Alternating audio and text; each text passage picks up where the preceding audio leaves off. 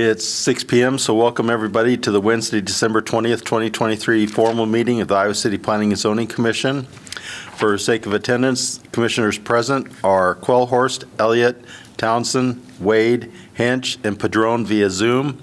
Commissioner Craig is not present. I think she'll be here, but we'll announce if she does come in.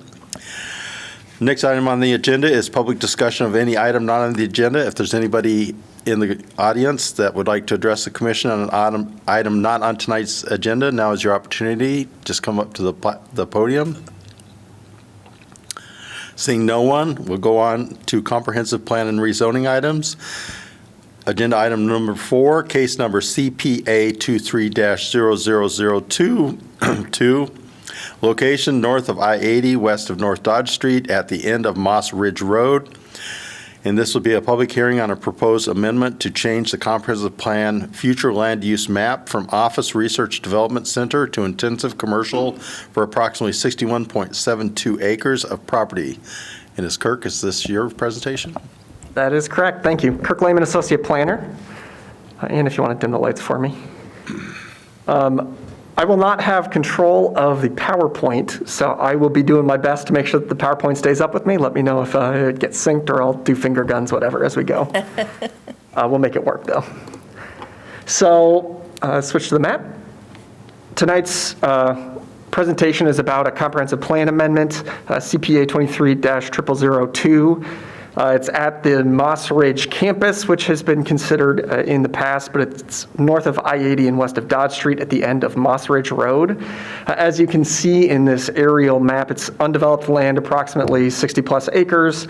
It's got some environmentally sensitive features on it, but it's largely undeveloped. Land to the west and north is also largely undeveloped. And then to the east, you have the former Pearson property, which includes office and warehousing space. To the south, you have I-80 there. And across I-80 are some light industrial and some indoor recreation uses. In terms of the zoning, it reflects the most recently adopted plans for the property. So it includes primarily research development park, or RDP zones, and highway commercial with a planned development overlay in the southeast corner, as you can see in the map. The Pearson property to the east is also zoned that RDP designation, but the remainder of the site and properties to the west and north are all zoned Interim Development Research Park, or IDRP, which means that the land is not yet ready to be developed, even with the previous concepts that were proposed. Across the interstate to the south, then, you have zones that include some commercial office, or CL1, and some highway commercial as well. So in terms of background, the owner/applicant is interested in selling the subject properties. This property, which, like I said, is 60 plus acres, has been the subject of several previous proposals that have never fully been developed. So the first of those was the Moss Green Urban Village, which was adopted in 2010. So that plan included a rezoning preliminary plat for around 141 acres, so substantial area outside of this specific property as well. But the goal was to create an office, research park, and mixed-use commercial development. As a result, the adopted rezoning was planned development overlay with portions zoned office research park, research development park, and then also mixed use. So it was an OPD with all of those zones. Access to this property would have been from an extension of Oakdale Boulevard. So that would have been constructed from North Dodge Street to the west through the subject property, include in those 141 acres as part of the development, but that never ended up happening. The second proposal for the site was the Moss Ridge campus, or office campus proposal. That was proposed in 2012 after the previous concept failed to materialize. The new development included a rezoning preliminary plat for, again, around 172 acres, so a much larger area, that would have allowed the first phase of an office park with associated retail and service uses in the southeast corner of the property. This concept had no residential component, unlike the other one. And the zoning that you see today is pretty similar to this, so that's why you have the highway commercial in the southeast corner with the OPD, and then the rest being RDP. This was also the project that spurred the construction of Moss Ridge Road. So until this point, there wasn't really direct street access to the property.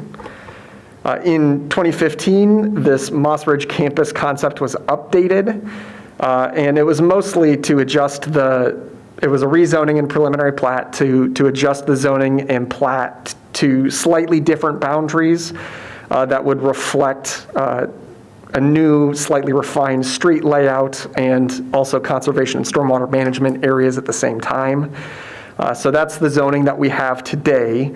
It also did adjust the conditional zoning agreement that was in place in that 2012 concept. Both of them did have pretty substantial conditional zoning requirements associated with it as well, but they were adjusted in that 2015 version of it. A final plat was going to be considered in 2016, which would have actually created the lots in this subdivision, but the application was pulled at the request of the applicant. And so after that, the preliminary plat subsequently expired and no development has occurred since then. So the new proposed concept then for this area would change course from what's currently there, which is why a comprehensive plan amendment is needed. They're also proposing a rezoning, but they're looking at proposing intensive commercial uses for the area due to changes in the office market conditions since the COVID-19 pandemic. So on this map on the screen, you can see in the black circle is the intensive commercial area.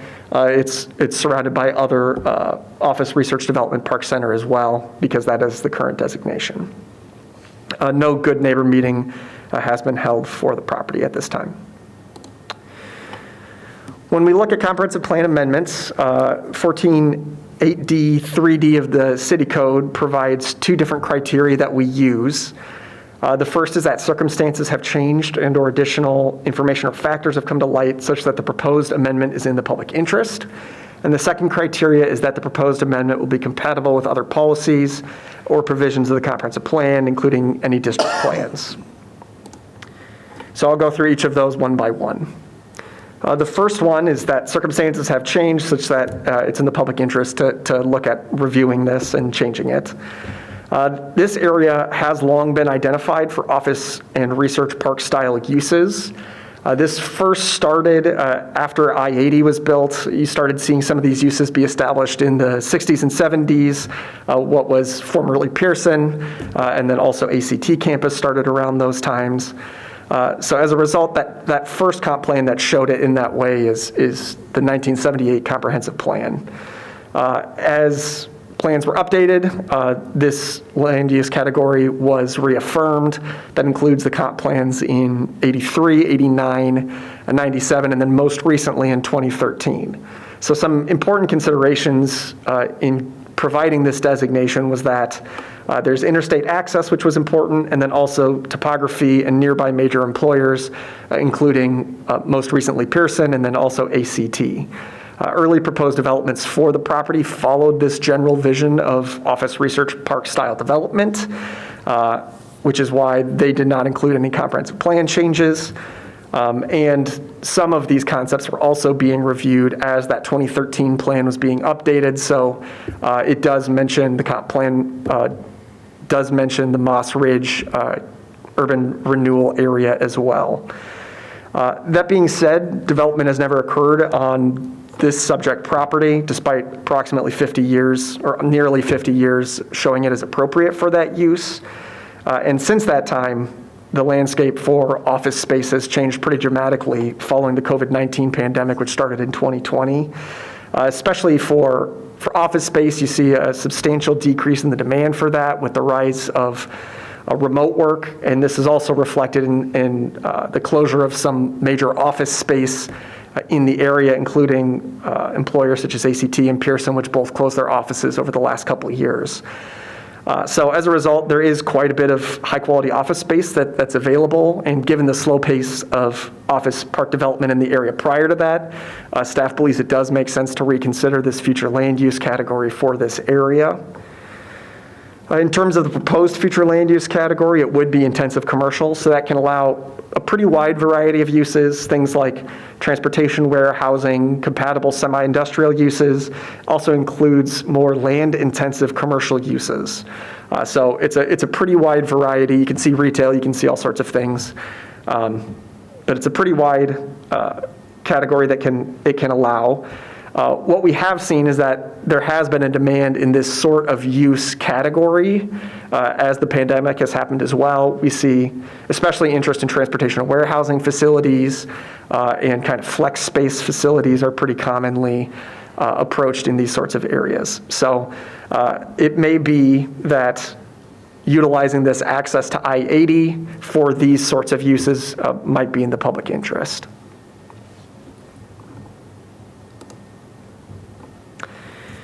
In terms of moving on to, is it compatible with other policies or provisions of the code? The vision within the comprehensive plan for economic development is really to build a resilient economy that grows the tax base and supports a high quality of life for the community. It talks about attracting long-term investment, creating jobs, entrepreneurship and innovation, and also things like supporting opportunities for growth and prosperity within the community. So to help attain this vision, the plan encourages attracting businesses that have growth potential, that are compatible with Iowa City's economy, also trying to improve the environmental and economic health of the community by developing in a compact, efficient, and contiguous manner, but understanding that that growth shouldn't come at the expense of everything else, so especially protecting the community's environmental and aesthetic assets are important.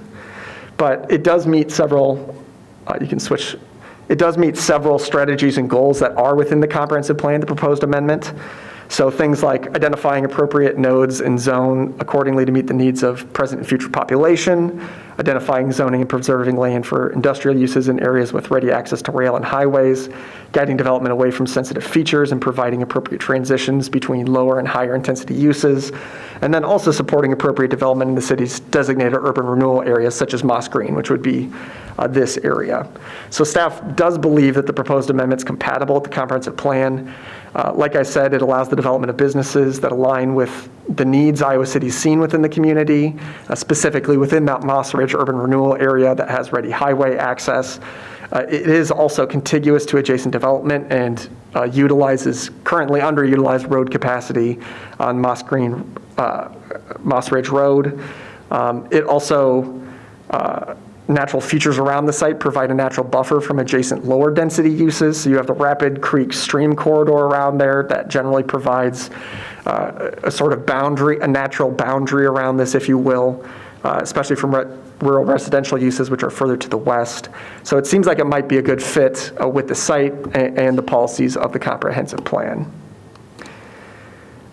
Staff has not received any public comments as part of this application at this time.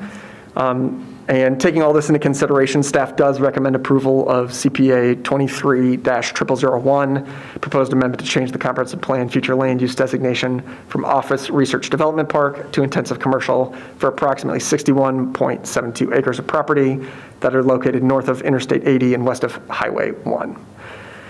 In terms of next steps, upon a recommendation by the Planning and Zoning Commission tonight, it would be scheduled for consideration by council, theoretically at the same time as the rezoning.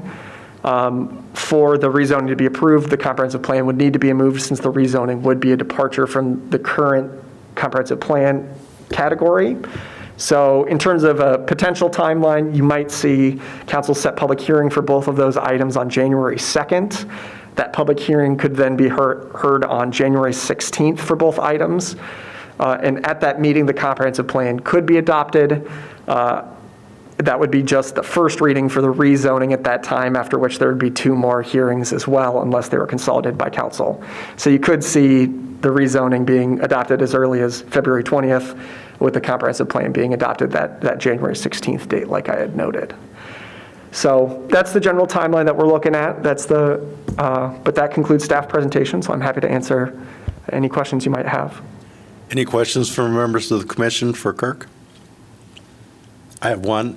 And if it's more appropriate for the rezoning, just tell me and we'll just discuss the same. Yeah, absolutely. I noticed in your report related to environmental health, the environmental and archaeological assessment, the phase 1, showed that there could be some archaeological issues associated with that area. Now, as long as the development isn't in those identified areas, then we don't need to go to a phase 2. You just stop where we are. Could you just clarify that a little for me? Yeah, I might actually let Ann talk about this a little bit, but Yeah, I can answer that now, or we can wait till the rezoning. There was a Phase 1 archaeological study done for the site. There were some archaeological sites identified, and some of those are potentially eligible for the National Register of Historic Places. So the Phase 1 study recommended that those areas either be avoided, that development either avoids development in those areas. If development does occur in those areas, they'd recommend a Phase 2. So depending on the final location of the street network, we would be looking at that as part of the subdivision. So the Phase 1, that's based on just records reviews typically, isn't it? It's not a lot of field work? It was field work. Oh, it was field Yeah. work? Okay, thank you. So is there any reason why that archaeological piece isn't a part of the recommendations of your group? We're recommending that the sensitive areas development plan be prepared with the subdivision phase of the project, so it would be reviewed at that time. Okay, because I didn't think I read that as part of the final recommendations. It's not, the condition that we're recommending for the rezoning is that the property be approved, we get a preliminary and final plat approved, and our zoning code requires that during that process, they have to submit a sensitive areas development plan. So it's a required component of the subdivision. I have one other question. On both, there was no good neighbor meetings. How would you determine who would be invited to those meetings since it's so spread out? All neighbors within 500 feet of the property were. Are there any within 500 feet? Yeah, there are property owners. Property owners. Okay. We're notified. Okay. So it's the owners, not those that are actually, It's owners, typically owners and sometimes renters when we can get rental information. In this case, I think it was just property owners within 500 feet. okay. Any other questions? Yeah, I have a quick question. Thank you for the presentation.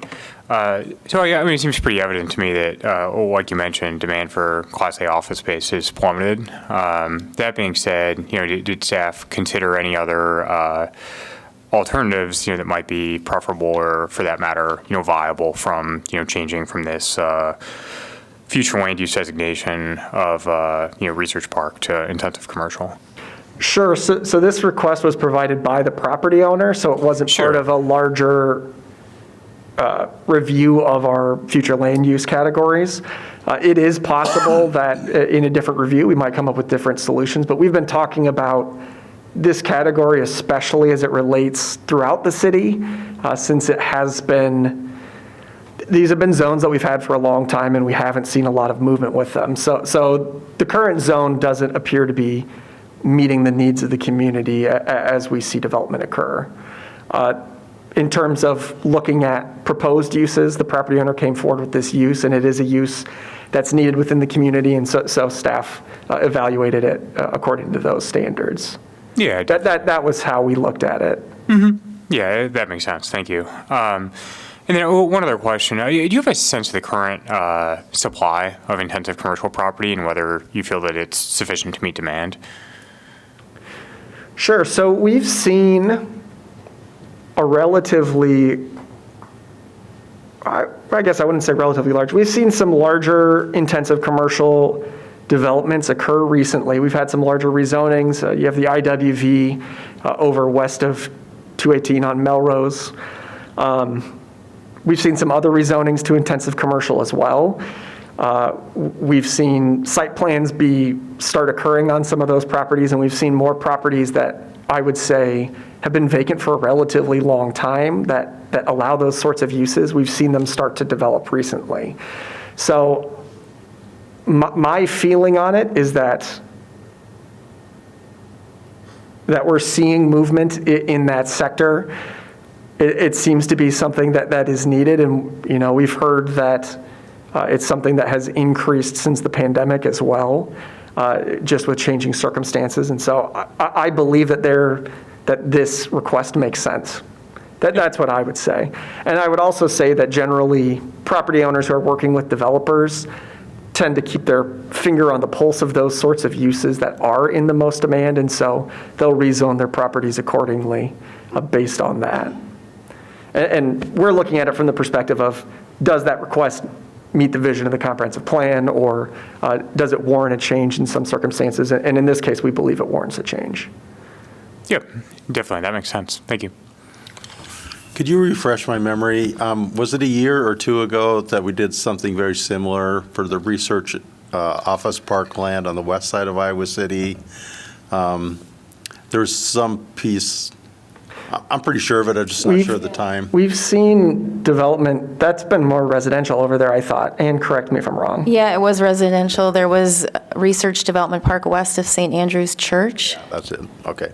and that was rezoned to residential. All right, thank you. Yeah, and in this case, residential, we've talked with folks who had talked about residential up here, but it may not make sense necessarily, so. Any other questions from members of the commission? Seeing none, thank you. We'll go ahead and open the public hearing with well, there's not really an applicant, but if who's ever advocating for this comprehensive plan amendment change, any of you folks, go ahead and come up. If you'd sign in and state your name for us. I'll sign in after. My name's Tyler Lee. I'm with ATI Group. Usually have to give an address, 1615 Southwest Main Street, Ankeny, Iowa. First I want to thank you guys for the consideration. We're really excited about this project. You know, we spent a lot of time having our fingers on the pulse of what's in demand. And this site excited us. Access is great. We feel like it's a huge asset to Iowa City, and we think what our plans are, as we're still kind of putting those together, this site fits really well. I also wanted to thank staff and Kirk, Jeff. Not only have you guys helped us through this process, this report is great, but thinking creatively and helping us through this process and working quickly to do that has been a pleasure. So thank you, and we're looking forward to continuing to work with you guys. I'm here for any questions you guys have, and keeping it short and sweet. Any questions for Tyler? No, unless it was later on the second one. Maria, do you have anything? No, I don't have any questions. All right, Thank you. Thanks, Tyler. Awesome, thank you. Is there anybody else with your group that'd like to speak, Tyler? Any other members of the audience who would like to address this issue? This is a public hearing. Second call. Seeing no one else, we'll go ahead and close the public hearing. Could I have a motion? I move to approve. We have a motion by Elliott. Is there a second? Second. Second by Townsend. Discussion? Maggie, you made the motion, so you can discuss first if you'd like. It just makes sense to me. I mean, I was actually surprised to hear that both ACT and Pearson are empty, so it makes a lot of sense. I knew Pearson's was, I didn't know ACT. Billy, do you have any comments you'd like to make? I'll go ahead and do it. It makes sense to me for the intensive commercial, especially since the I-80, 380 interchange, I believe they're spending $686 million on that. And then the other improvements to the Interstate 80 through there, that's, I'm sure, near $1 billion. So it makes sense to have something that could do with warehousing and trucking. I mean, it seems pretty logical to me, so I'd support this. Scott? Yeah, I don't have too much to add. I mean, I agree that, office space at this point really isn't a viable use, and intensive commercial seems suitable for the property. Chad? I'm just going to concur with everything that you said. I mean, it's the growth that we see along Tiffin, along the greater Des Moines area, and then over in Cedar Rapids. So makes sense for the location. Maria, do you have any comments before we vote? Discussion? No, not really. No, I don't have any comments. Well, actually, yes.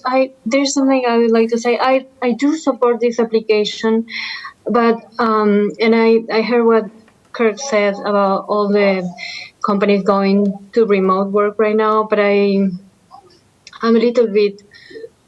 My concern is that not every company is going remote, and some companies are actually pushing to get people back into the offices. And with the city growing, just we have to be careful. But I do support this application, and I understand what he's saying. Thank you. Okay. We have a motion by Elliott, second by Townsend. All in favor of this comprehensive plan amendment signify by saying aye. Aye. Aye. All those opposed signify by saying nay. Here. Maria, were you an aye? Yes, I was an aye, sorry. All right, that's fine. I'm Thank you sorry. very much. So the motion is approved 6-0. Next item, agenda item number 5, case number REZ 23-0009, location north of I-80 west of North Dodge Street at the end of Moss Ridge Road. This is an application for a rezoning of approximately 61.72 acres of property from Research Development Park Zone, Interim Development Research Park Zone, and Highway Commercial with a Planned Development Overlay Zone to Intensive Commercial Zone. All right. Madison? Yeah, thank you. Madison Conley, Associate Planner. So I'm here to talk about the rezoning for this property, as Kirk covered a lot of it. I'm just going to go into more detail about the zone and what is proposed, current, et cetera. So Kirk covered this, but here is the property that we are discussing today. As you can see, like Kirk mentioned, there is agricultural areas to the north and the west with the vacant Pearson property to the east. And then there is the I-80 along with some natural occurring areas by the ACT area. Additionally, this property is comprised of environmentally sensitive features such as slopes, woodlands, stream corridors, potential wetlands, and archaeological sites. Moving into the zoning specifically, as we know, this property is currently zoned Research Development Park, Interim Development Research Park, and Highway Commercial with the Planned Development Overlay. Like I mentioned, to the north, we have agricultural areas, which is the Interim Development Research Park. To the south, the Interstate 80, which has some light industrial uses, indoor recreation, and some commercial office. Then we have to the east, the Office Research Development Park, and to the west, more agricultural and interim development research park areas. Specifically, the RDP zone has 35.23 acres, the IDRP zone with 10.98 acres, and the CH1 with the overlay has 15.80 acres. With this zoning, like Kirk mentioned, there is a conditional zoning agreement, and here I've summarized mostly the meat of what this conditional zoning agreement has asked for. So to start, number 1, it states that the comprehensive landscape plan should consider stormwater facilities and environmental features, a master sign plan that includes an office park design concept. Third, additional allowances, standards, and restrictions for the ODP CH1 areas, and these include a 2 drive-through maximum, prominent building entrances and parking towards the side or rear, parking areas to be set back 50 feet, and landscape from I-80, and additional uses to be allowed in the CH1 zone, and site plans for individual lots to be reviewed and approved by the city. So with these conditions that were proposed, or not proposed, were adopted with that conditional zoning agreement, staff finds now that these existing conditions are no longer necessary and will not be carried forward for the following reasons, such as commercial office is no longer the proposed use, therefore a master sign plan with a design concept for office park would be no longer applicable or relevant. Existing conditions are related to allowances, standards, and restrictions for the OPD CH1 zone. This is a proposal for a CI1 zone, so those would not be as specific as the standards for the CI1 zone. And then, like Kirk mentioned, and we've talked about, that the market conditions have changed, the decline in need for office space, and that vacation of the Pearson property. The proposed zone here would be intensive commercial, CI1, and this zone is created to provide areas for those sales and service functions and businesses whose operations are typically characterized outdoor storage and display, storage of merchandise, or operations conducted in buildings or structures not completely enclosed. Kirk ran through a couple, but this zone does allow warehouse and freight movement, outdoor storage and display, industrial service, and some wholesale uses. And anything in this zone would adhere to the commercial site development standards in 14.2C6 of the zoning code. Here you can see a picture of the development concept submitted by the applicant.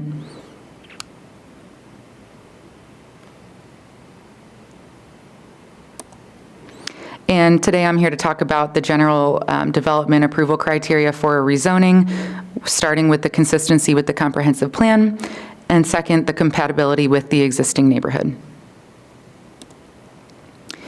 Assuming the proposed rezoning is, or I'm sorry, let me get this straight. The proposed rezoning is consistent with the comprehensive plan, assuming that the comprehensive plan amendment is adopted. It went from Office Research Development Center to intensive commercial. And noted in the comprehensive plan, the Moss Ridge location is identified as beneficial to businesses that require close access to Interstate 80. It's in a prime location to get on the interstate there. It would have good access. And then moving forward in the comprehensive plan, there is a land use section that states Iowa City would like to encourage compact, efficient development that is contiguous and connected to existing neighborhoods to reduce the cost of extending infrastructure and services to preserve farmland and open space at the edge of the city. One of the strategies to meet this goal includes guiding development away from sensitive environmental areas such as floodplains, wetlands, woodlands, steep slopes, flood hazard areas, and streams. And we know that this property contains a majority of those environmentally sensitive features. Additionally, another goal in the comprehensive plan includes a focus on industrial development on land suitable for industrial use with good access to rail and highways, but buffered from residential neighborhoods. Before I get into the specific strategies listed on the slide, we noted that a lot of the agricultural and environmentally sensitive features act as a natural buffer for this property, which keeps it away from many of the surrounding uses. So therefore, the strategies to support this goal would be identify, zone, and preserve land for industrial uses in areas with ready access to rail and highways, ensure adequate roads and other infrastructure that will attract new employers to the community, plan for appropriate transition between residential neighborhoods and higher intensity commercial to ensure the long-term health of neighborhoods, and provide adequate buffer areas between residential areas and intensive industrial activity to mitigate any negative externalities such as noise, odors, dust, and vibrations. Moving into the economic development section, you can see here, this is pulled from the comprehensive plan. It's an aerial view of the Moss Ridge development property. As Kirk stated, this is known as an urban renewal area according to the comprehensive plan. The goal for this section states that Iowa City hopes to improve the environment and economic health of the community through efficient use of resources, such as support and promote appropriate development in the city's designated urban renewable areas, which includes the Moss Green location. Now we can get into the compatibility with the existing neighborhood. As we know, this property is not super close to neighboring properties. So we know that this would have minimal impact on existing neighborhood character due to the Pearson property being vacant. There's undeveloped land towards the north and the west. Like I said, those environmental features would act as that natural buffer to the residential uses further west. I-80 does separate the property from the commercial uses to the south. Additionally, now that the Pearson property is vacant, it also has a large warehouse and few neighbors, which would best support the CI1 zone compared to other properties. The property in question would best fill the current market need along the interstate more effectively than the other sites that are in transition. And any development that does go into this area would have to adhere to the commercial site development standards, which would serve and manage any future commercial development to ensure compatibility to the surrounding uses. To get into the environmentally sensitive areas, there are a number of them on site. This gets into the archaeological study done in 2010 that we talked a little bit about earlier.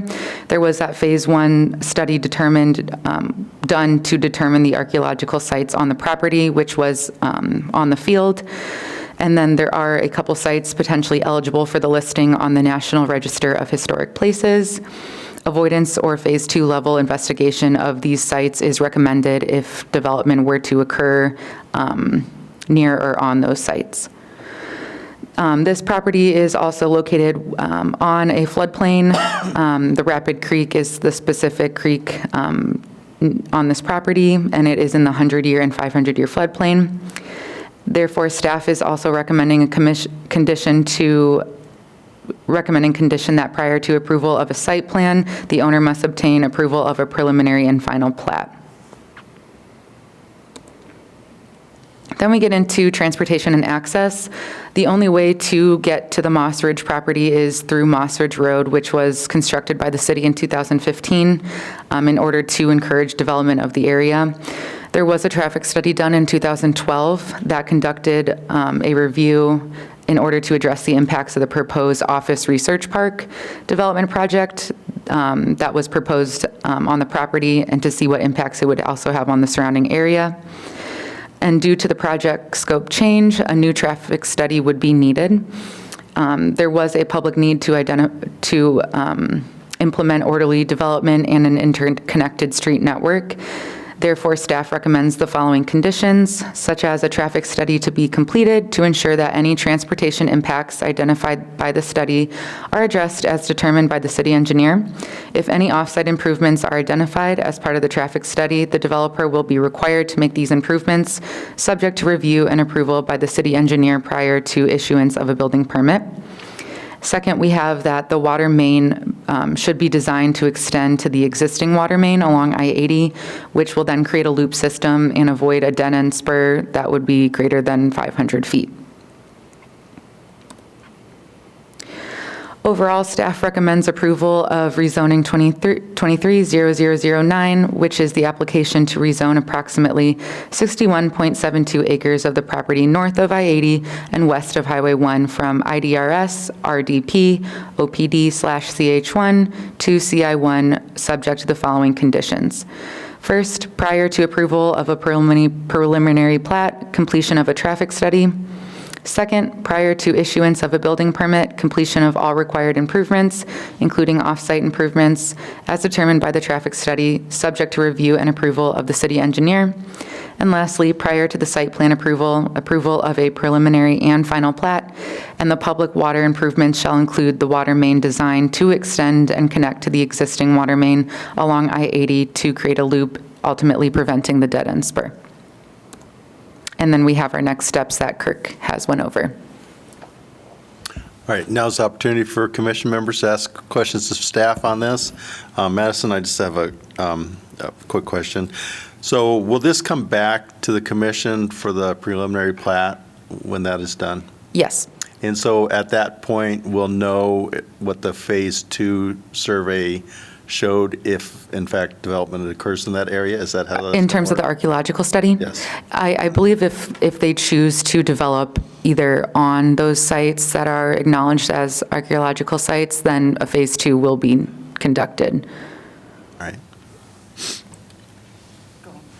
All right. I have a quick question. Has the applicant identified a proposed use for the land? I'm just looking at what intensive commercial permits, and it's pretty broad. Yeah, the warehouse and freight use would be the proposed use identified. Okay, and anything more specific than that, or just sort of a general desire to build a warehousing and freight facility? No, and I think we're evaluating this based on all of the uses that are allowed within that zone, not just that specific use. Sure. And then I also wanted to ask a question about environmental impacts. I mean, this seems like a somewhat sensitive site in at least some respects. Can you help me understand the sensitive areas development plan and then kind of what happens in the plat approval process? Yeah, I believe the board is used to receiving a sensitive development areas plan at the time of rezoning, is that correct? Sometimes, yes, but it's not required at rezoning. So this project will have to go through the subdivision process, which will require a sensitive areas development plan. And at that point, you will see a preliminary sensitive areas development plan that will show all regulated sensitive features, woodlands, stream corridors, wetlands if they are in fact on the site, and any potential impacts.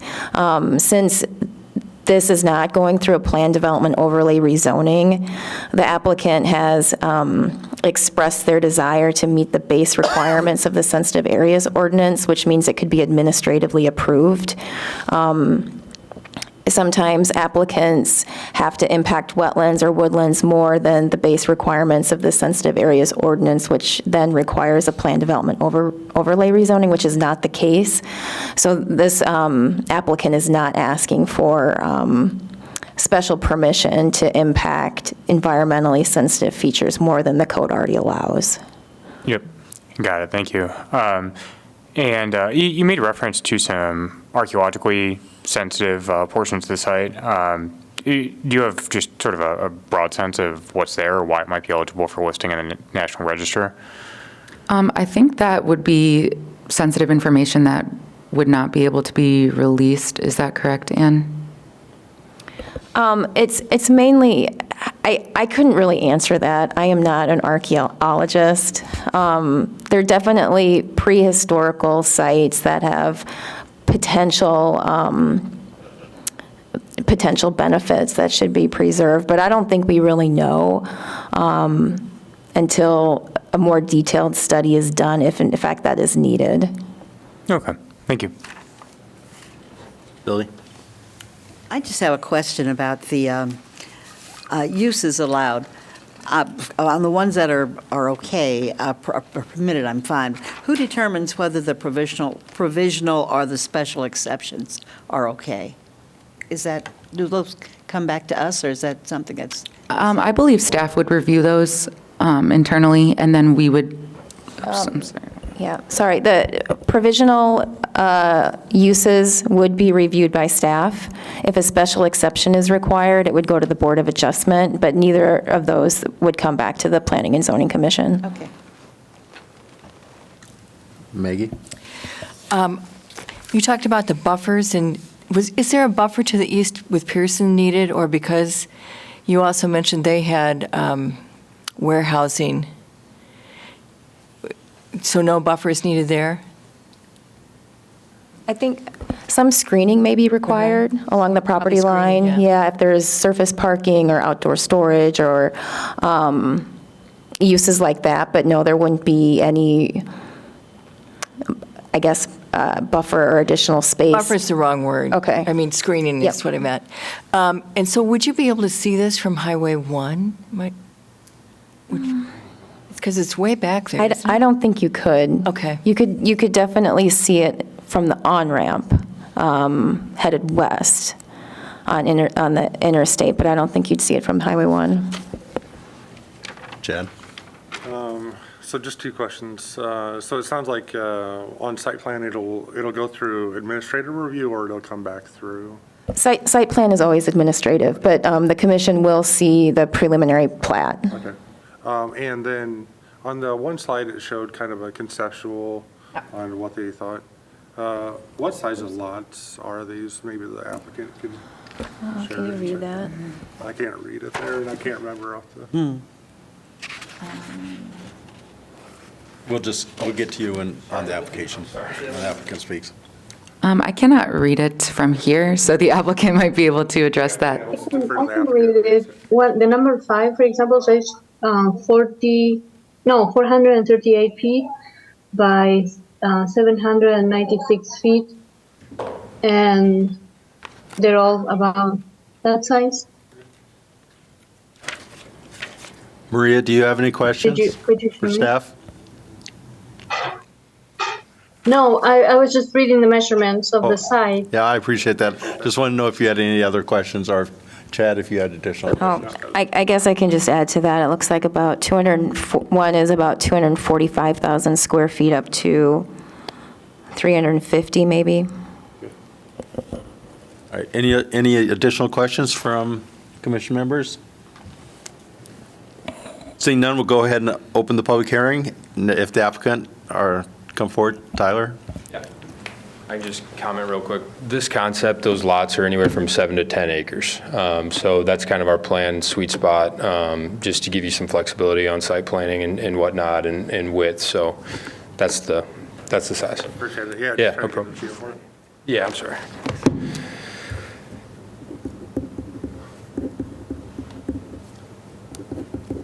And Tyler, are there any other members of your team who'd like to speak?